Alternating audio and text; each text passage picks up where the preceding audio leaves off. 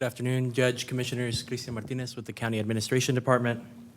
This item, as you know, asks the court to approve a memorandum of understanding between the county, City of El Paso, and Deck Plaza Foundation to establish a non-binding collaborative framework for the development of a potential downtown Deck Plaza. Specifically, the MOU outlines a framework related to planning, design, funding, future-proofing, development, and operation of the potential project. The MOU does not create a binding obligation to fund, construct, operate, or maintain the project. Any binding commitments would need to be set forth in separate definitive agreements that would require their own approval by the County Commissioners Court. Staff has coordinated closely internally with the County Attorney's Office to develop this agreement with the external parties. I'm happy to answer any questions the court may have at this time. I also wanted to recognize the present in the audience is one of, representing one of our external parties is a board president of the Deck Foundation, Ms. Tracy Yellen. In case you wanted to hear any of Tracy, please.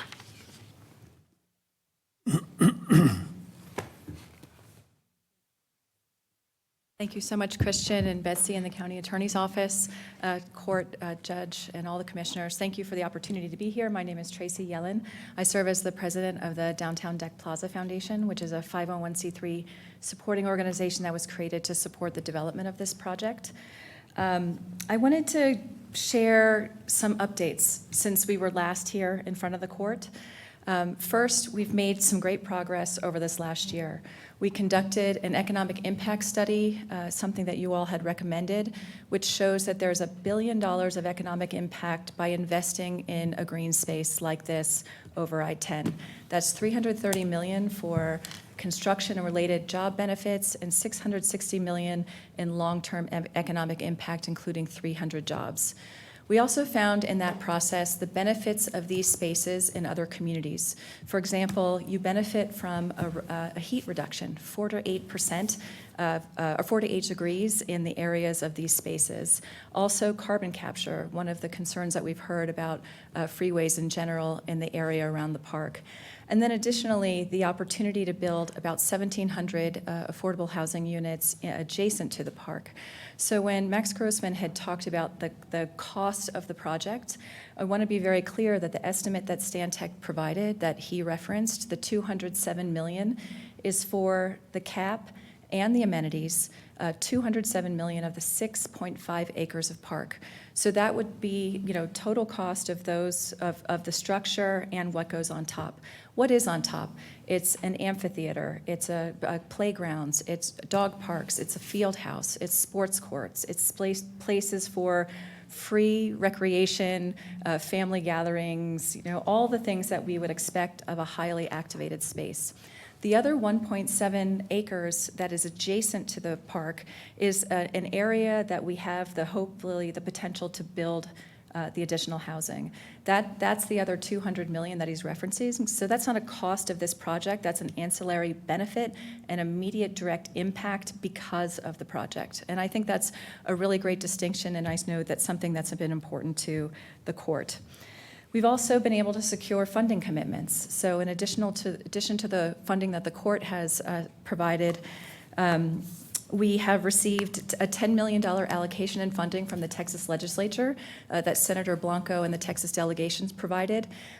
Because now we have an agreement between TxDOT and the City of El Paso, that $10 million is being contracted to develop the estimate, the design for the cap itself. So $10 million already secured and being deployed for the design of the cap structure. We've also received a commitment of $25 million from the MPO, allocated also for this project. $3.15 million in federal community project funding, thanks to Congresswoman Escobar and her public process for seeking applications for funding awards. And then the $35 million commitment from philanthropy. That is not just for any private benefit, that is for the features that will be part of the park, which is what makes a park a park. So absolutely part of that $207 million cost, not some additional investment that benefits a few people. All of those amenities would be available to our entire community. We've also taken the time to be very thoughtful about creating this MOU and this framework. And really, thanks to you all, I think the draft and the agreement from when we sat in this courtroom, over a year ago, talking about what would that look like, that was one of the questions you asked. This framework has been developed in response to that, but also to define what a collaboration, what a public-private partnership would look like. And it really is better with your input and with these features. First, it ensures that all of the partners have an equal seat at the table, that we will be working on developing this transparently and together. That we recognize that there's no funding being committed through this agreement. So any funding that would be considered at all in the future, and we hear loud and clear the concerns around that, and very committed to working with you and others to find very creative ways to address that. But that we're not asking for approval for funding through the MOU. It would add affordable housing as a project priority, and that's something we heard very clearly from this court. So that's 1,700 units that could be built adjacent. The City of El Paso developed the Uptown Downtown Plan that's identified 10,000 units of need in the greater downtown area, and they've also just completed their housing study that shows a 28,000 unit need in our community. So this chips away at what our community needs, which is accessible, affordable housing, close to jobs and amenities that people can use on a daily basis. I want to also acknowledge that the MOU allows the DEC Foundation to do a couple of things. One, begin the fundraising process to make sure that we meet that $35 million obligation to you and more. And then secondly, you delegate the responsibility for future operation and maintenance to the DEC Foundation. That means it's not an obligation of the county or the city to operate and maintain the park, but the dollars required to maintain that on an ongoing basis would be the responsibility of the DEC Foundation. So we would be obligated to raising the funds required to maintaining at a very high standard and all the activation that we expect from this space to do that on an ongoing basis. So this MOU, also just want to point out, focuses on the phases of this project, and in particular, this next important phase we've heard from the speakers of the future-proofing. This is the next most important step, and really nothing happens with this project if this doesn't happen. That's why the timing of the MOU is so important, why it's been brought to the court now in collaboration with you. We already know TxDOT has $500 million to complete the reconstruction of Phase 1 of downtown from Spur 66 to just east of downtown, and they will do this with or without a green space. And so when TxDOT goes to build this segment of I-10, they're going to take those retaining walls that are in downtown El Paso, they will straighten them out. That's what creates that additional lane in that downtown trench, and that they have the opportunity then to strengthen those retaining walls to hold the cap. They will knock down all the bridges, north-south bridges, as they rebuild I-10. They are required by law to raise the height of the bridges from 14 feet to 18 feet. And so while they do that, they can build a cap structure instead on top of which we can build the green space. And that green space will be for all of us, highly programmed, free, for seniors. We heard earlier we've gotten comments for a veterans walk. For young adults, we've heard from families, pets, small businesses, food trucks, artists, musicians, vendors, all of the things that a dynamic space will include. We know from data of visitors to downtown that they're coming from all parts of our county, from 79936, 3824. The highest percentages are coming from the east side, but they're also coming from south of the freeway, 01, 03, 05, 07. And this is just data that doesn't include cell phones from Juarez, from our friends to the south who also come and visit and use these spaces to go to the Day of the Dead parade, to Dia de los Muertos, to Winterfest opening night, to Winterfest season, to ball games, to all the things that are also free and in these beautiful spaces. Our family goes to a Christmas Eve Mass every year, and we then come downtown and take pictures, look at the alligators, and we've done this for many, many years with our children growing up, and we are not there alone. There are hundreds and thousands of families that are making memories in these spaces, that find it a unique and important space, and we are outgrowing that space in which we're in. And so this allows us to do music under the stars, expand parade routes, provide the spaces for these gatherings of families on all of these important occasions. Finally, we just wanted to mention that we have really seen the power of collaboration and what happens when we work together. We've been able to do that with the County of El Paso in developing the Paso del Norte Trail over the last 10 years. That's a 70-mile trail across El Paso County. That's how we got introduced to this project, working on the alignment for that hike and bike space for our community. There are now 20 miles of that trail completed. 31 more miles that are in design and construction, with $80 million that have come from private, state, and federal sources to build these spaces in the Upper Valley, in central El Paso, from Escárate, the playa drain from Escárate to Isleta, through the Mission Trail to Tornillo and Fabens.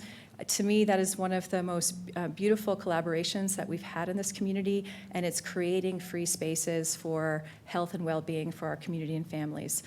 You know, big things don't happen if we don't work together, and so we are very grateful for your consideration of, you know, the testament of what collaboration can do, and very much appreciate your consideration of this MOU.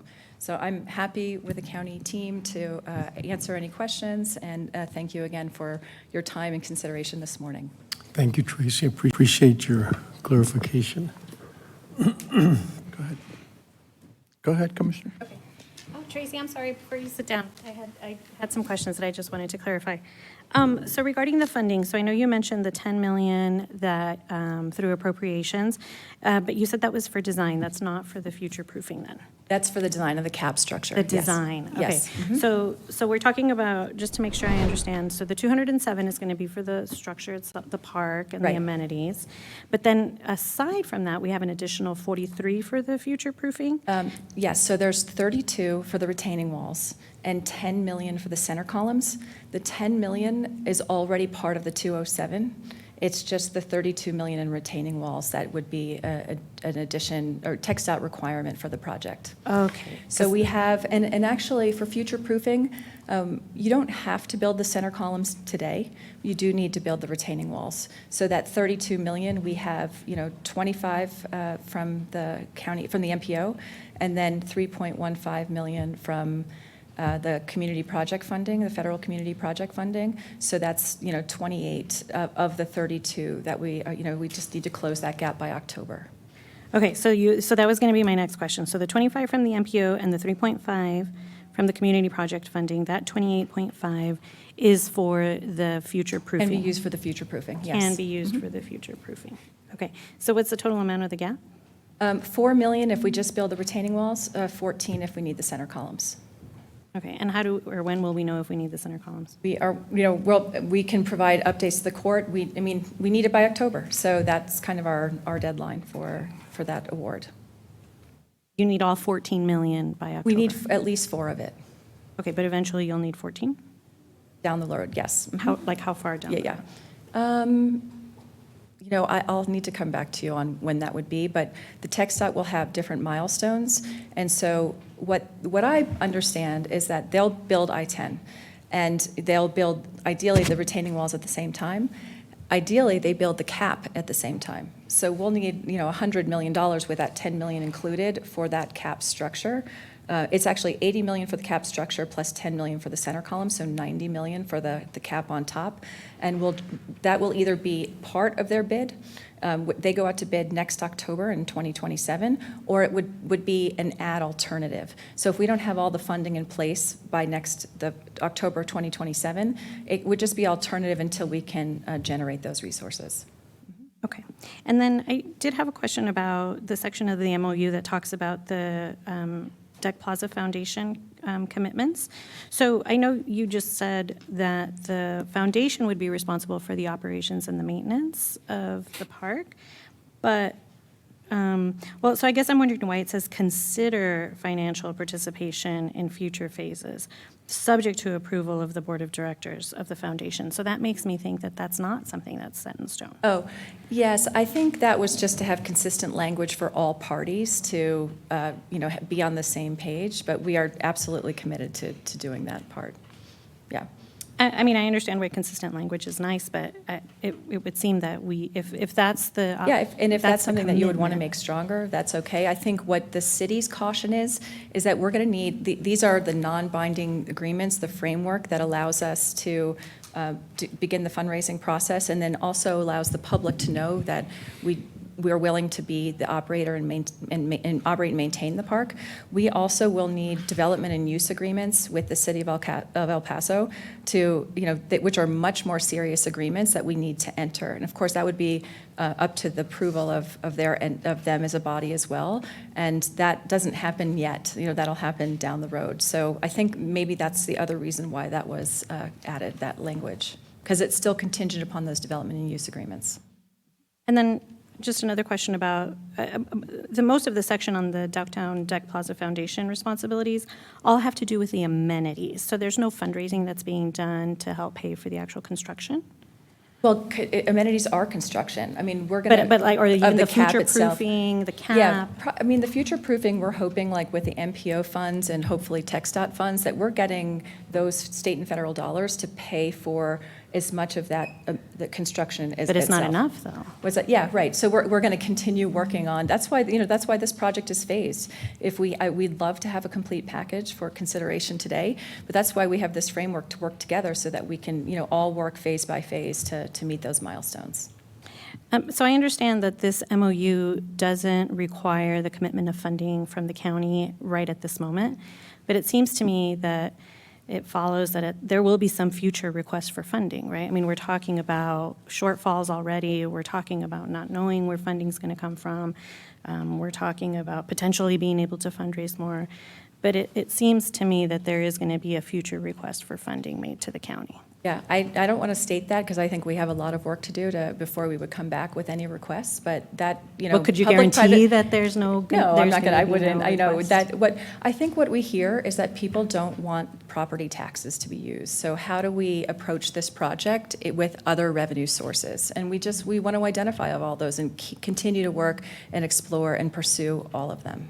Like what other revenue sources that wouldn't affect property taxes? Because if we issue debt, that affects property taxes. Yeah. I mean, we will continue, the city has added to their legislative agenda for another legislative allocation of funds for the project. So Senator Blanco is willing to have additional legislation. Perhaps that would be part of the county's legislative agenda as well. So that could be a source of funds. But even if we were lucky enough to get the same amount, that's only 10 million. Yeah, and the request would be, for next year would be higher. The city put in their legislative agenda requesting 25 million for next year. We have additional TASA funds for the project. And I'll tell you, when you look at these projects in other communities, they're doing the same thing, and they phase the projects as funding is available. So Halpern Park in Dallas, it's the second deck park that they're building. It is about the size of ours. They're building half at a time. So the cap and amenities, and then the cap and amenities. They're opening that first half in May. And so, and how they're funding the next phase, they don't know yet either. They're working towards all of that funding cocktail.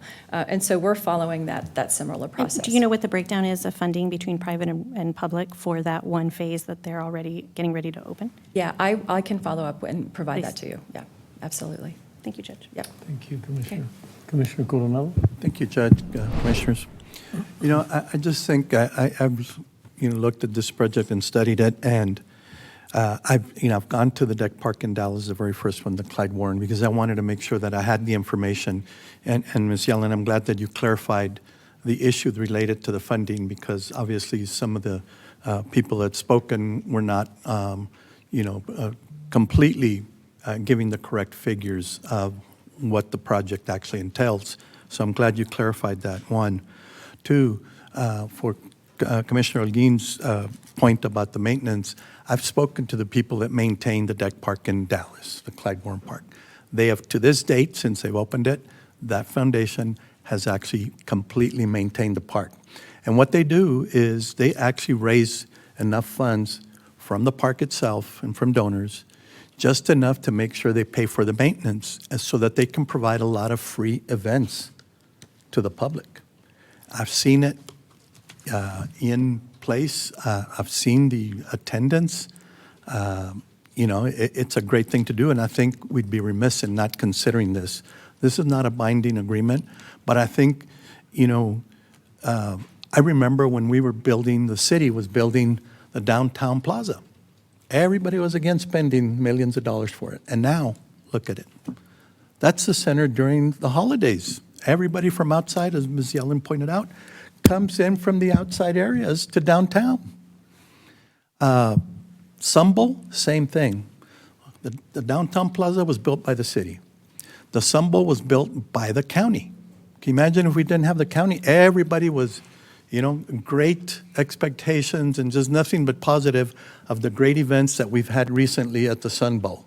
Apart from having the actual Sun Bowl every year, which brings in quite a bit of tourism. We know what these great events and big events, giant events can do for tourism, for economic development. The two things that people ask when communities or people want to visit or people want to move into our city is, how are your schools and what's your quality of life? And same thing happened in San Antonio back from the 70s and 80s. They've turned that city around in terms with their economic development, especially with attractions like these, where now the majority of the taxes are paid by commercial properties, not the residents. And if we don't start doing that, we're never going to reach what these cities and metros like San Antonio, Dallas, Houston, and these areas have. We used to be the largest metro, the center of the Southwest 40, 50 years ago. And we've missed out on those quality of life projects that could have really turned this city around and the city and county around, just like San Antonio, just like Dallas, just like Houston, just like Phoenix, who used to be smaller than us. Okay? Smaller than us. And now they have over 4 million people there. And they have a thriving, commercial and economic outlook for that entire metro area. Everybody from here, I know people from my family and they go out to Phoenix for these large concerts that we rarely hold here, for these large venues that they do. Everybody goes out of town. We can have that. I think it's remiss if we don't at least look at it. This is not a binding review, but if we don't at least take a look at it, we're never going to get there like San Antonio has. I remember the Riverwalk. When I went to school in Austin, we used to regularly go to San Antonio to the Riverwalk. It wasn't what it is now. That was back in the 70s, late 70s. Why? Because they decided to invest in that area. Now, it's not just the number one attraction in San Antonio, it's the number one attraction in the state. The Deck Park in Dallas has now become their number one attraction. You know how many attractions Dallas has? A lot, including professional sports programs, parks that we could have had. We could have had SeaWorld. We could have had Six Flags. We could have had the Cowboys training camp in my precinct over at Trans Mountain and I-10, along with a resort. We could have had, we've all been working on these quality of life issues, the city and the county. And the county, back in those days, missed out on having an arena. They proposed to give us free land to build the arena to the county, to build an arena out in actually Precinct 4. The commissioners were basically fighting over where it should be. And part of the argument was that the person, which was the owners of the American RV and Marine, were giving free land to the county to build this arena with freeway access on I-10. And one of the arguments were that the individual that was donating this land to the county had owned other property around there and was that the property value was going to go up.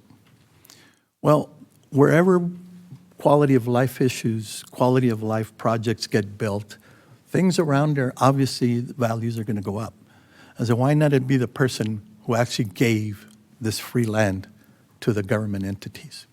It's obstacles like these that have prevented us, the short vision that's prevented this county and this city from moving forward with those quality of life issues that attract not just tourism, but economic development. And you don't have to take it from me. Go ask all these metros around us in the Southwest how they've done it. You know, like I said, imagine if we had SeaWorld now. We had a first shot at it. Imagine if we had Six Flags. Imagine if we had the Cowboys training camp and that resort out there. I think we're remiss if we don't take a look at this. We want to stay back in the 70s and 80s like the way, and not progress and not move forward like other metros have in this state and this Southwest region. That's what we're going to get, is more of a residential homeowners paying for taxes rather than commercial properties. And we've been trying to build a green space in the downtown area for the longest of time. And Senator Shapley had been worked on that for many a year. Never came to fruition. We have an opportunity here now to create a green space in our downtown area to attract tourism, attract events. Great, we could have great events just like San Antonio does during their Fiesta Week, where we can attract tourism, where we can attract economic development. And not just, they don't just do it during Fiesta Week, they do it all year round. All year round. So I think we're remiss if we don't take a look at this. Like I said, I even met with the people who designed the Clyde Warren Deck Park on my own dime to go there and talk to them about these issues. And the maintenance, not $1 has come from the public sector. It's been private, the foundation who has maintained it, and they only raise enough funds to make sure that they pay for the maintenance so that they can provide free events to the entire public. So I think we're remiss if we don't do this. We'd be short-visioned not to take a look at this. One of our goals in the county, our main 9 goals is collaboration. We have an opportunity here to collaborate, not just with another government entity like the city, but privately with the foundation so that we can build something great for this city, for this county, for this entire region, really. This is going to be a regional attraction. So, and I'm glad that you cleared up the figures that, some of the speakers, either they weren't understanding of it, but now it's clear that it's not what they thought this funding was going to be in terms of the 400 and some odd million.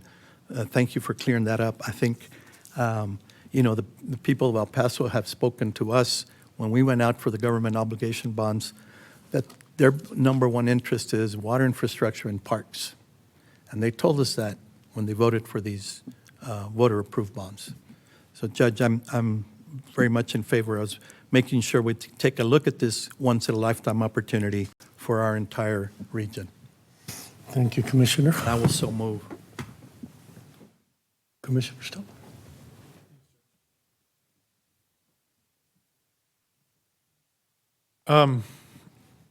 Thank you, Judge. I do have some comments.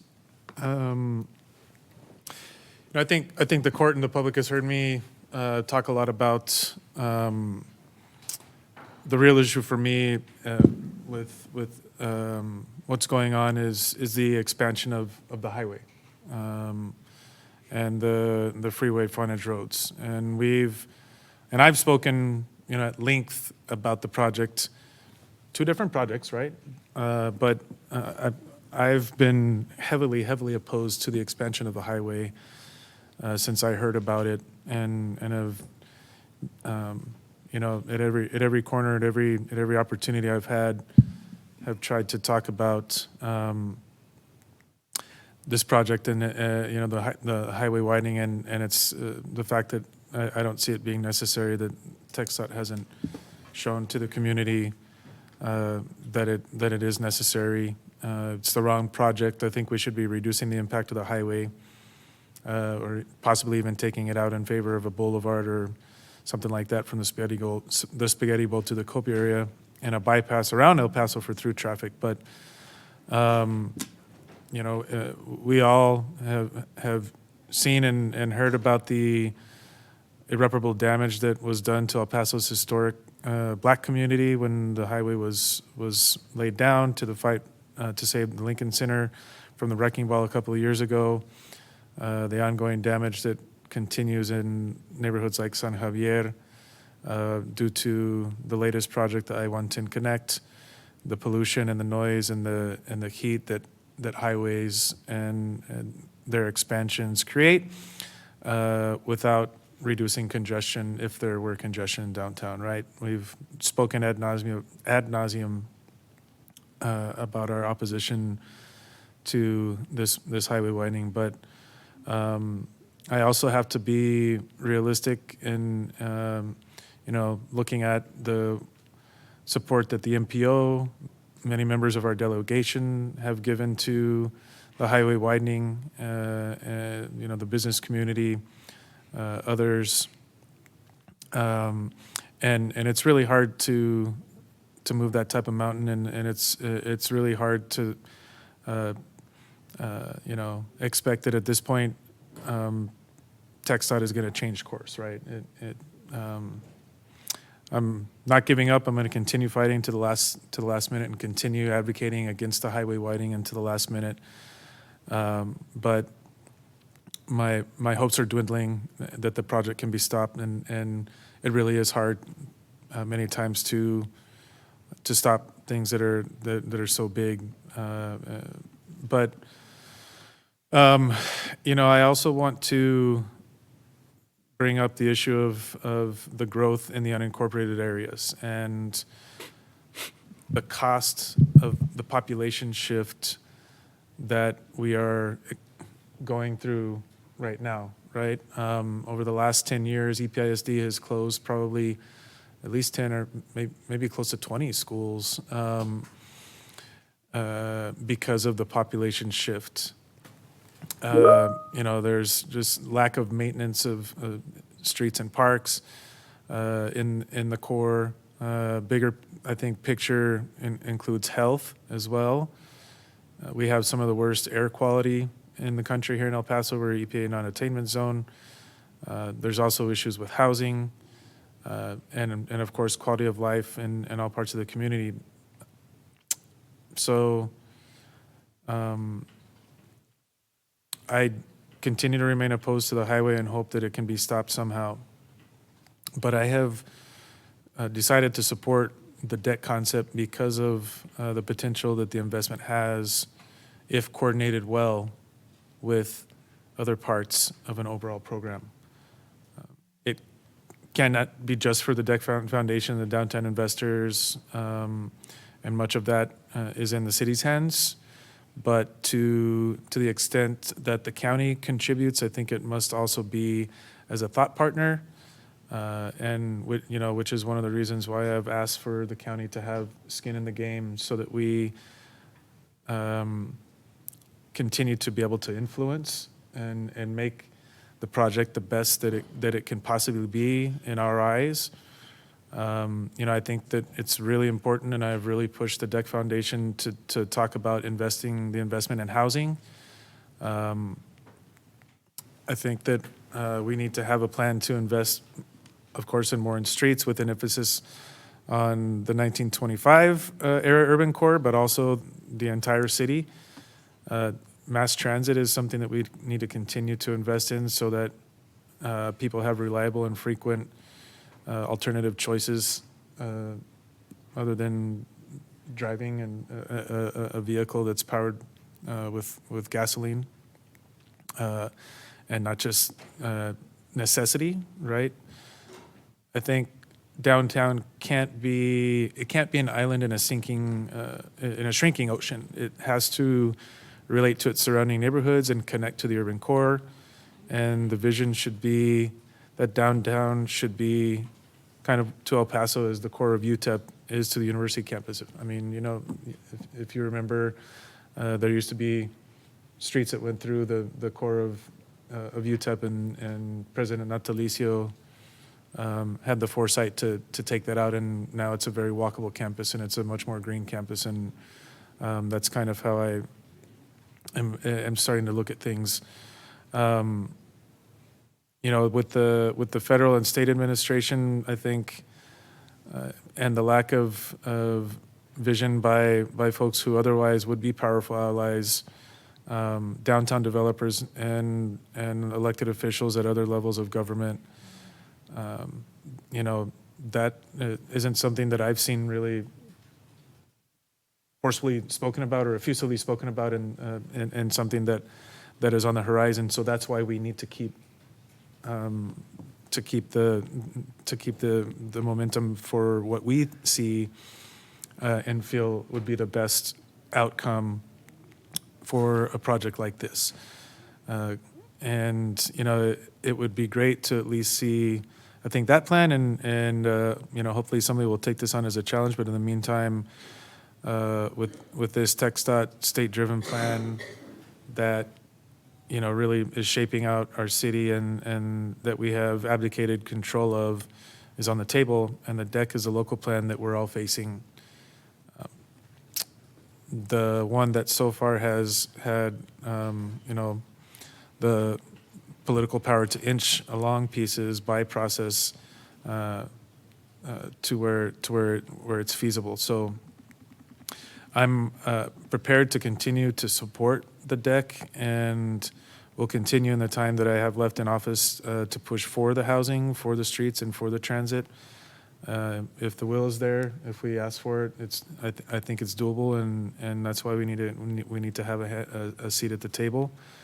I think that you know, there are, you know, health and environmental aspects to the park, of course, that have been spoken about. Obviously, you know, covering only 6 blocks of the highway expansion, that's, you know, 6 miles, isn't going to solve the whole problem, but it's better than nothing.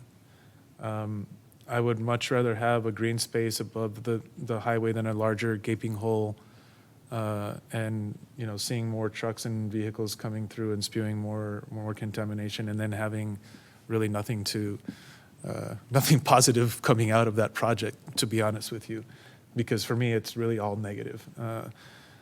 You know, even by the reports of the MPO and TxDOT, the net benefit of widening the highway is going to be 5 minutes of time saved for traffic during peak hours. You know, spending $1 billion plus on something like that to the detriment of a community is absolutely a loss. But this is an opportunity to have something positive come out of this whole project. You know, I've advocated for many years also to have more equity in spending in Precinct 2, county spending, right? Precinct 2 is all within the city limits, and so we traditionally have not seen much county spending in this district. And you know, a lot of the spending that a lot of the taxpayer dollars that my constituents pay, they never see it. They never see the benefits of it on their streets, in the parks in their neighborhoods. Of course, we have Ascarate Park in the Coliseum. I'm very proud of the court's work and the public's permission to invest $30 million in Ascarate Park, but that's long overdue, and in my opinion, a drop in the bucket when it comes to you know, comparing for the many years of lack of county funding being spent in Precinct 2. We tried to get more spending at the Coliseum. The voters didn't choose to give that to us. I think that hopefully in the future, folks will continue to look at that project as also an asset. But this is an opportunity that I see also for some of that right sizing, or some of that equity in spending in Precinct 2.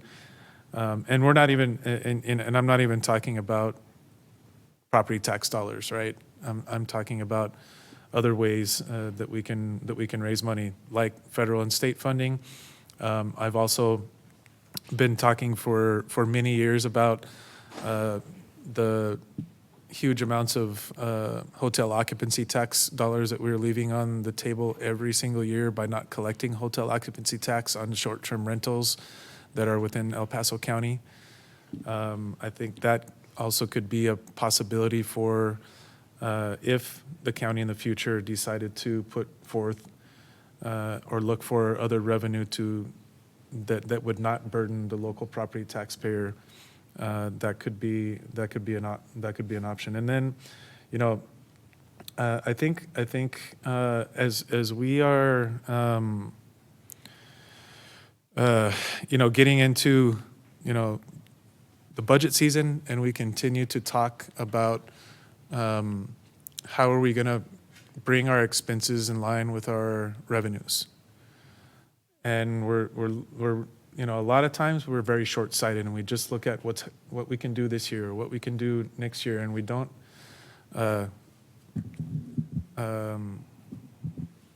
look further down the road, right? And sometimes these types of investments can have positive implications for our budget.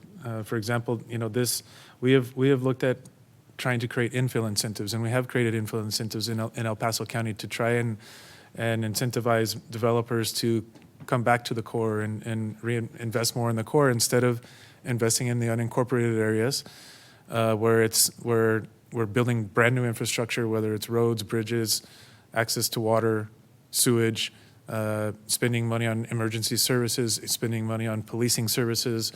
Now we're going to be spending a lot more on animal control services because we're building an animal control facility and bulking up that department. But a lot of that growth and a lot of that investment, because of that growth, is going to be what's driving our budget and what's driving our tax rate going into the future. 70% of our budget is going to unfunded mandates. The state tells us that we have to spend on these programs and services, and it's close to 70% of the county's budget.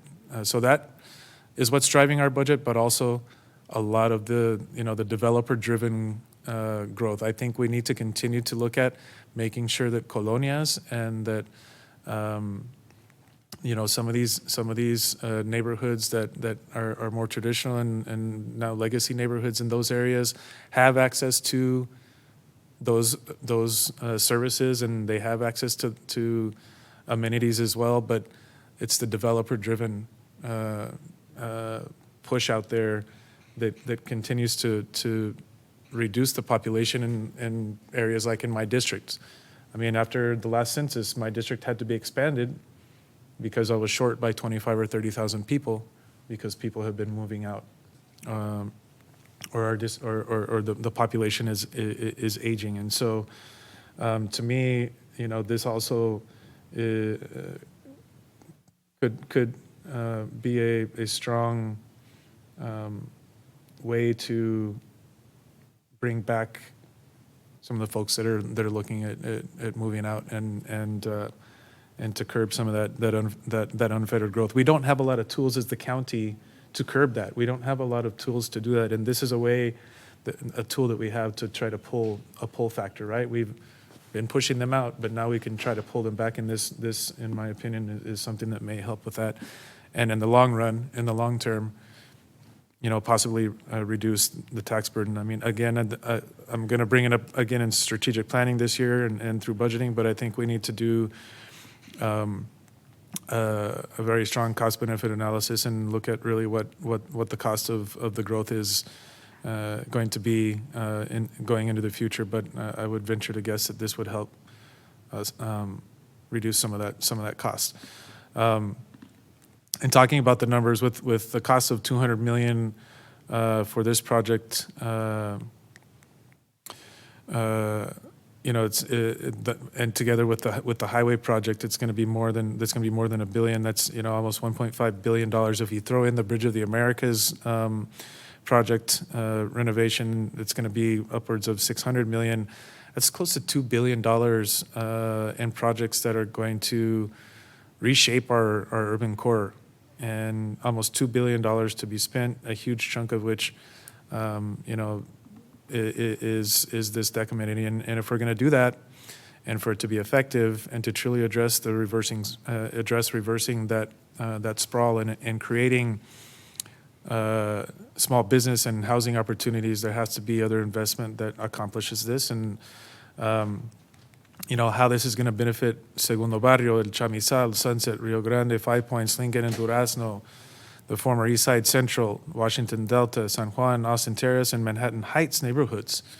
I just named off, a dozen neighborhoods that are probably, and they're probably twice that within the next, 5 to 10 minute drive and a 15 to 20 minute bike ride from downtown.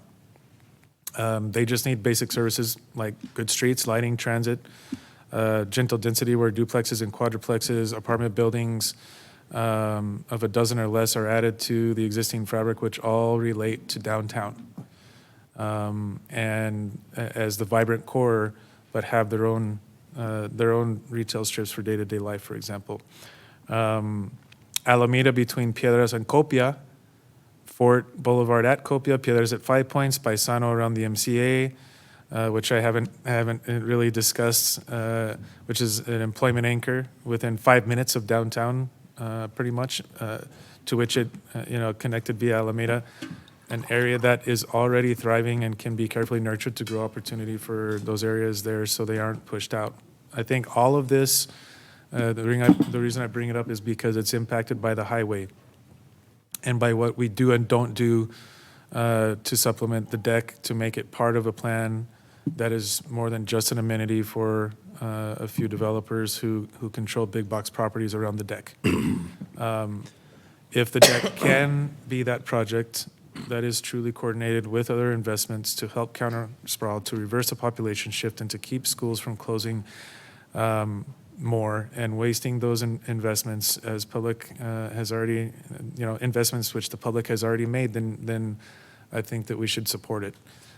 If we don't achieve those objectives as a community, then that's going to be a huge disappointment. But we have to be realistic. I hope that it is comprehensive and that Precinct 2 and District 8 at the city and District 2 at the city get the investments that they deserve. I do believe that the county has a responsibility to contribute to this project, and even more so to other elements that I described, especially housing. Coming back to the housing, because right now we are charging the taxpayer millions and millions of dollars to subsidize the growth in the unincorporated areas that is pulling the kind of economic activity from Precinct 2 and from other areas that the community already has invested in, and to the detriment of the taxpayers. And the highway is the single largest project, the biggest piece of infrastructure that supports this vicious cycle. So to put it more simply, the highway is terrible, but the highway without the deck would be even worse. And so again, I am in support of this MOU as a step in a project development process that has a momentum to, I think at the very least, remain a leading topic in the near future, and in my opinion, has a high probability of happening in some form. So that's Thank you, what Commissioner. I have to share. Thank you.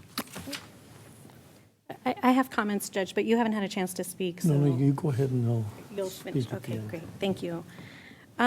So for me, my biggest concern has always been what cost the local El Paso County taxpayer is going to have to bear to see this project to completion. I understand that the MOU that we're considering today doesn't have a specific request for additional funding from the county, but to me, it's also apparent that that day will come where funds are going to be requested from the county. And the majority of the folks that I speak to, that's their primary concern, is whether or not and how much of that burden the taxpayer will have to bear.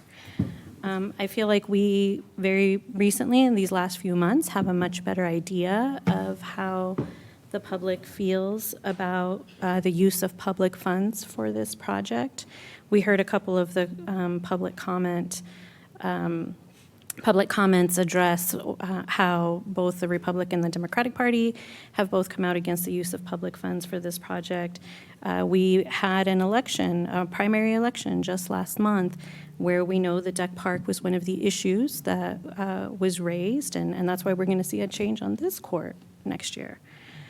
So I feel like we've heard a lot from the public regarding their concerns, regarding the funding, specific public funding that's going to be required to complete this project. And I share a lot of those same concerns.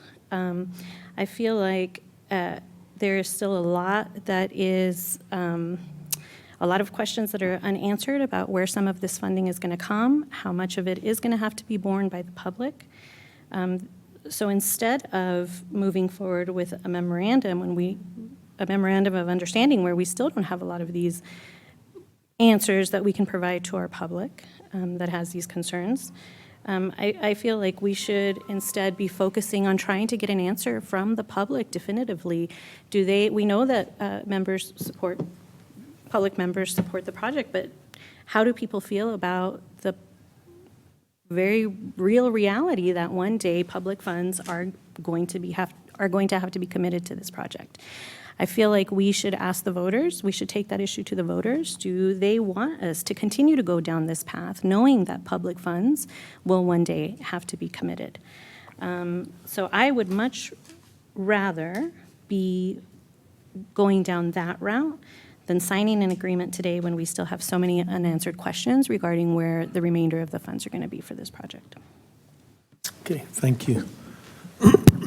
I just want to make one more comment too. I absolutely hear what you're saying. But I really would hope that we would look further into the future if we're really serious about bringing our expenditures in line with our revenues, and if we're really serious about trying to reduce burdens upon taxpayers, we have to do more to stop sprawl, because that is what's driving any type of tax increase other than what's coming from the state. That's going to be what's driving the building of infrastructure out there, the parks, whatever, and trying to pull people back into the core.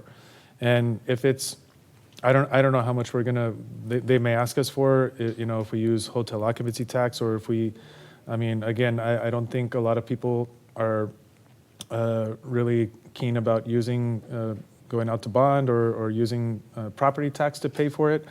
At this point, I don't know if the next commissioner's court is gonna be different. But it seems to me that, looking at something like this as one of the few tools that we have that we can actually utilize, I think, the burden that could be placed on taxpayers if the decision were made to use property taxes would be so much less, and the investment would be so much, I think, more, I think in the long run, beneficial for our taxpayers, because again, we are doing absolutely nothing as a county. We have very few tools, and a lot of it's because of the state, and they don't allow us the tools, but we need to do what we can to try to bring people and back to the core, or try to stop the unfettered growth, because that is what is going to cost taxpayers going into the future. And it's not just about what's going to cost the taxpayers tomorrow. We have to continue to look forward. We have to continue to look down the road. And I understand that there are questions about where other money is going to come from. But I think by going forward with this MOU, that just helps us to have more clarity and be able to start asking for that money. And we can also push, I think, the philanthropy part more, right? I think, but if the county is not part of this MOU, if we step back and say we don't want to be part of this, they're not going to come and ask us our opinion anymore. They're not going to come and ask us they're not going to care about the housing possibly, or they're not going to care about the transit and all the things that we've brought up. It's a seat at the table. It's costing us nothing for this seat at the table right now. And we can make a decision in the future if we want to put, funds into, whatever, however we can, if we want to spend funds on trying to help get grants, I mean, that's a cost, right? But if we want to look at the hot tax, but or if in the end, if you want to put it to a vote in the future, I think that's going to be very difficult right now because of the timeline between now and October, and they have to have, because this tech project is moving very quickly, right? But there are always instances, I think, commissioners and judge, where we have projects that we want to do, but we don't always know where the fundings come from. Look at the MPO.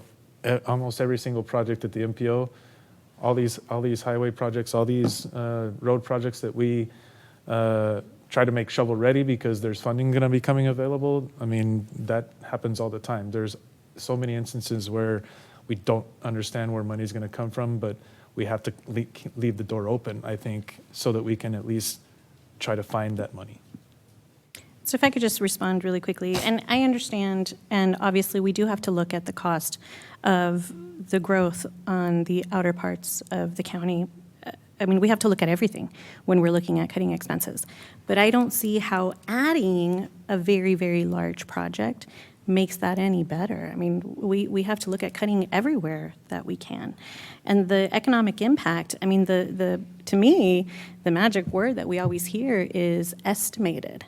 This is an estimated economic impact. I mean, how much are we willing to put on the line for something that we're not even sure if it's going to pan out? And you made the comment about we're not paying anything to have a seat at the table, but we did. We already did. We paid $1 million. We set aside $1 million already. So we are already paying to have this seat at the table. I am very concerned about even the future proofing. So we're talking about future proofing so that one day in the future, if money becomes available, we can go forward. But we're spending that money for the future proofing right now. What happens if the money never materializes? Then we've spent that money for nothing.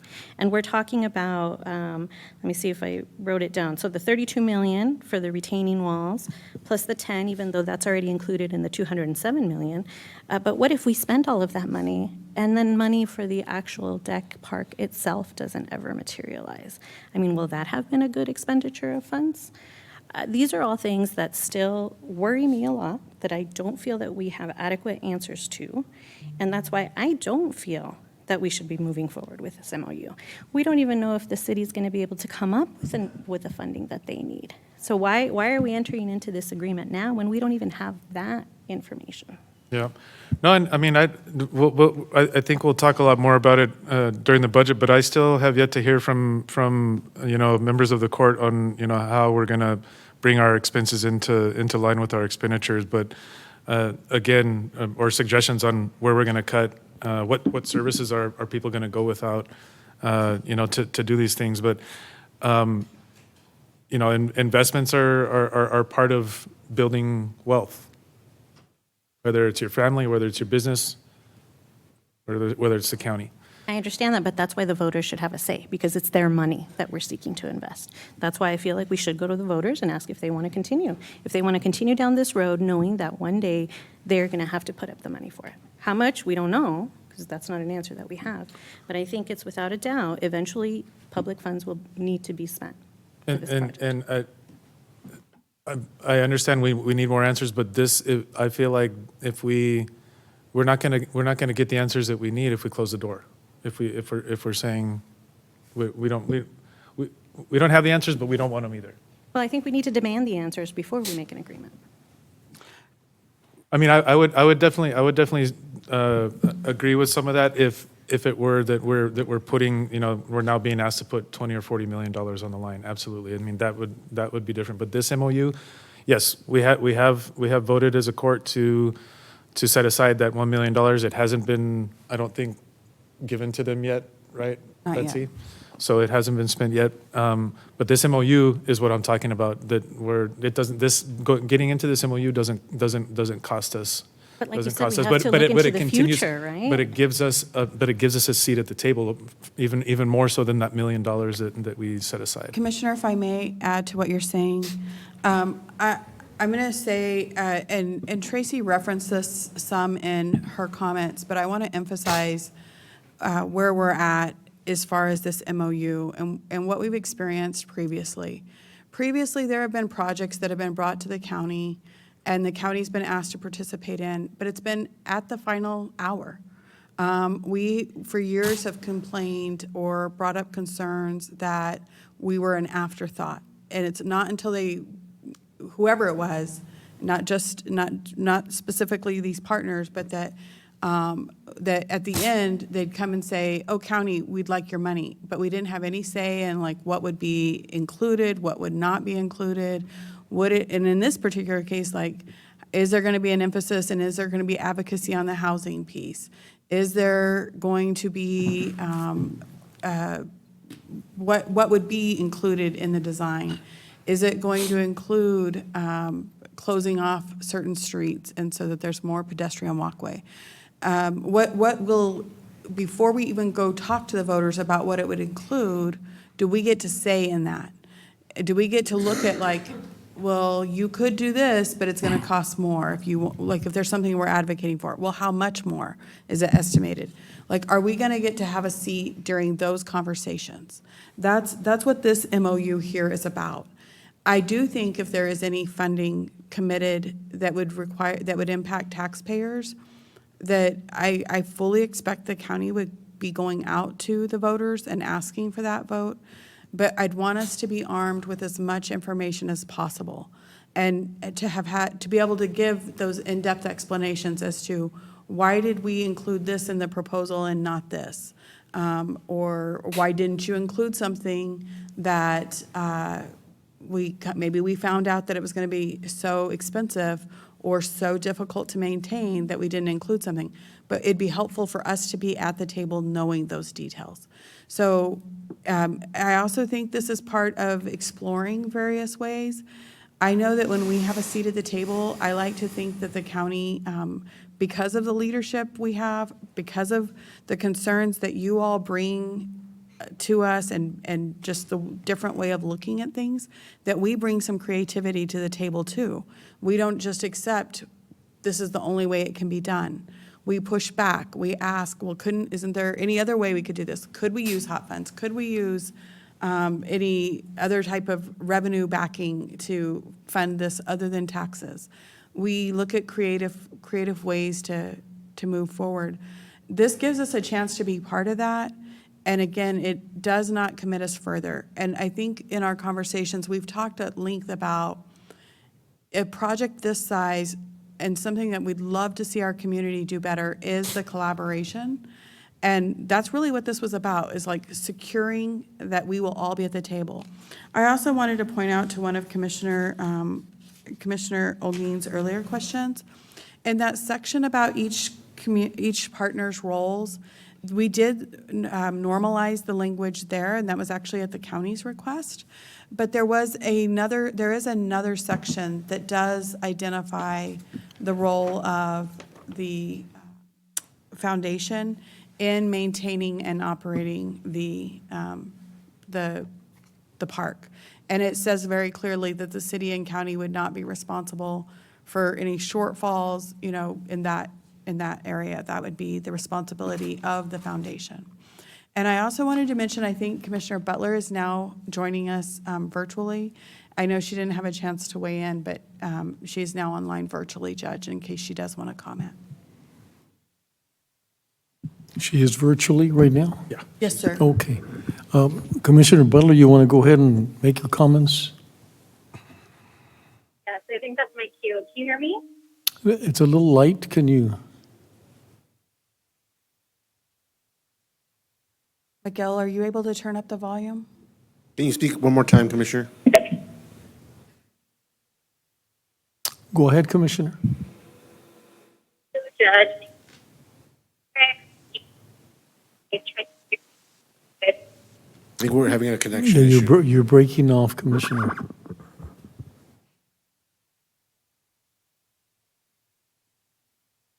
Big deal. I apologize. Okay. We can hear you much better now. Can you hear me? Okay, I am on the border highway, so any connection issues I will try to avoid from now on. But I'll keep it really brief. And before I say anything, I want to say thank you to everybody who showed up to provide public comment and to the court, commissioner, judge. I appreciate the different perspectives on the court. I appreciate the thoughtfulness and the passion that everybody has on this issue. I was pretty clear on where I stood last year when we voted on the funding for the $1 million. My perspective is really framed by the conversations that I have in unincorporated areas of Precinct 1, where I see the county's role very clearly, which is provide basic infrastructure to people who live there. Last week I spent hours with constituents throughout the East Montana area talking about access to water and water infrastructure and wastewater and safe roads. And I would love it if we could collaborate with the city on issues like animal safety and public safety and basic community amenities like parks and libraries, where the county just does not have as much flexibility and funding as cities do, because we're a function of state government. And so I really appreciate the vision of the deck park. I don't disagree that it could be transformational for our community, and I really am not debating that at all. I have never tried to. Where my perspective lies is in what is the county's role in our community. And for me, still we have everybody in our community with access to water and fresh water and access to even a community park. We have one county park in Precinct 1 that serves over 10,000 people in unincorporated El Paso County. And it doesn't even have a restroom or basic amenities. And so I am fighting for equity in investment of our very limited county resources. And while I think that the Deck Park project is worthwhile and visionary and really impactful in a lot of ways, I have yet to see, and I don't see in this MOU how it will impact the day-to-day lives of the people in the community that need investment in equity and infrastructure the most. And so for that reason, I find it hard to support the MOU. But again, that doesn't detract from my feelings about the project. It's just about where I see the county's role in providing funding.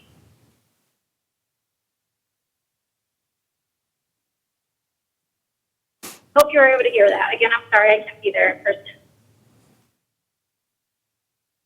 Well, thank you, Commissioner Butler. Just very quickly, I don't want to, belabor the points, but, I've gone through 3 administrations with the city, and so you can imagine my excitement that we're finally able to sit down and have a discussion about working together along with the Deck Foundation. And I've always believed, if you're not at the table, you're going to be in the menu.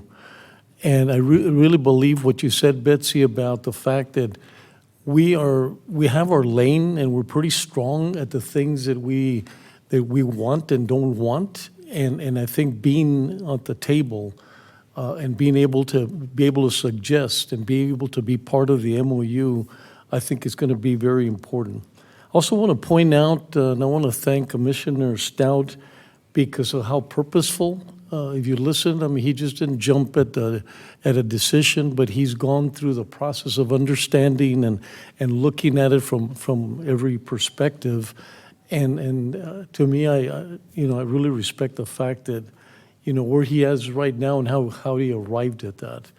One of the things, I've been very fortunate to have worked for large companies and consultant for Fortune 500.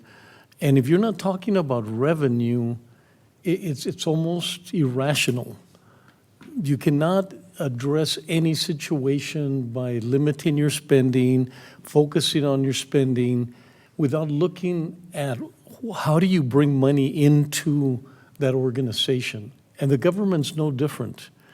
I think with all due respect to our opposition, not having an answer to the revenue component really is not a fair thing for us. Because it's very easy to say we don't want something to happen, but there's no real answers to how do we generate revenue? How do we make sure that we broaden that tax base and pass it on more to the commercial side? Think about what happened at Duranguito. There was opposition for not having an arena, but then what happened? What happened? Where was the answers to not having an arena, and therefore what? How are we going to generate revenue? How are we going to, and what do we have there now? You know, we have a huge situation, a huge challenge, because the opposition said, let's not do it, but there was no answers. There was no answers to how do we generate revenue? And there's no way anybody could tell me that you could look at a business, government, or otherwise without understanding how we're going to generate revenue. We've said it, and Commissioner Stout said it, and we've said it 100 times. Dallas, Fort Worth, 70% of the quality of life comes from the commercial side. 30% comes from the property owner. Completely opposite with us. So if we're not looking at that, we have a huge challenge of we're burdening the taxpayer because we're not passing that burden on to the commercial side. We're not making sure that we broaden that tax base. And so I really believe that the MOU gives us an opportunity to really look at things, really study what we're going to do. And if the request is that we have to come up with more money, at that point we determine whether or not we're capable or not capable of doing that. But we can't, and as people have said here, we can't shut the door and step out, and then I can tell you that I've seen these things happen. They're going to happen. They're just like the Chihuahuas happened and all of these things that people want, they're going to happen. And I know it's going to happen because the community is going to want to be at the level of other communities. I don't think anybody here in El Paso is okay if we don't have a sports team, if we don't have X, and we don't have X, and we're just going to stay at a certain level. So I know there's a lot of excitement, and that's what confuses me, because the reactions I get from the people I get involved in the community want El Paso to be competitive and be at the level where people don't need to leave our community to be successful, or they don't have to leave our community to go to a top-level concert, or leave our community because they have better quality of life. And so I'm excited about the MOU. I'm excited because there's a lot of things, a lot of discussions. As you know, Betsy, was very well, I mean, we sat down and each one of us had an idea of what needed to happen, but how we collaborated and how we respected each other's expectations was pretty impressive. And like I said, I've gone through 3 administrations, and I've looked forward to the opportunity to look at something and everybody coming together and being collaborative. And like I said, if there's a request later on, then we'll take it at that particular point in time. But I'm not going to shut the door. I'm not going to not give El Paso an opportunity. And one time I said, you know, a lot of people that are opposed get to go have their vacation somewhere else. They get to go to different places around the world because they don't have to depend on the quality of life of El Paso. But in El Paso, a large majority of the people that live here depend on El Paso for their quality of life.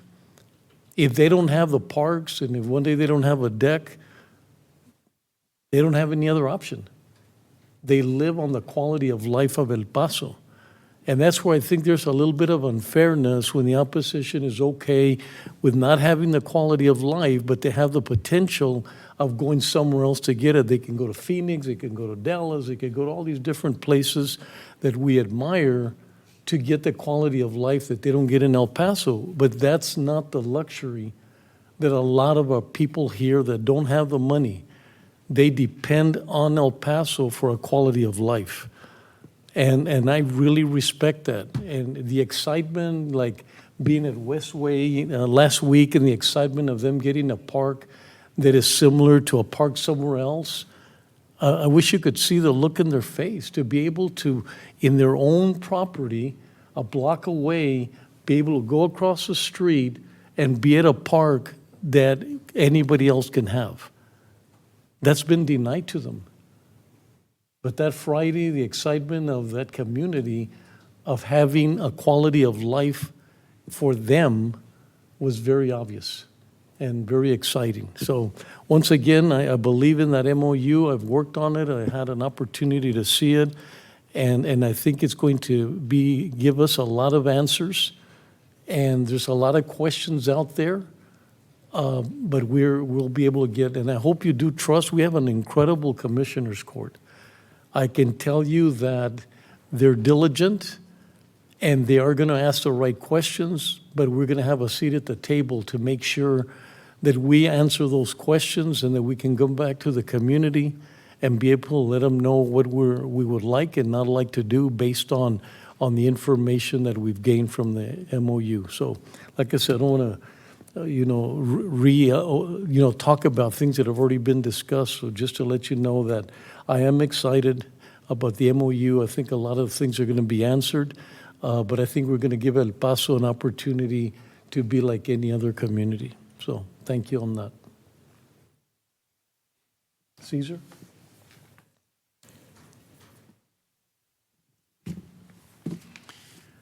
We have a motion to approve by Commissioner Coronado, a second by County Judge Samaniego. The voting is open. Caesar, my voting isn't working. It's not showing up. I vote no. Thank you, Commissioner Holguin. Aye, for me. Thank you, Commissioner Stout. Commissioner Butler? My vote is no. Commissioner Butler votes no. The vote is three yeses, 2 noes. The motion carries. Thank you.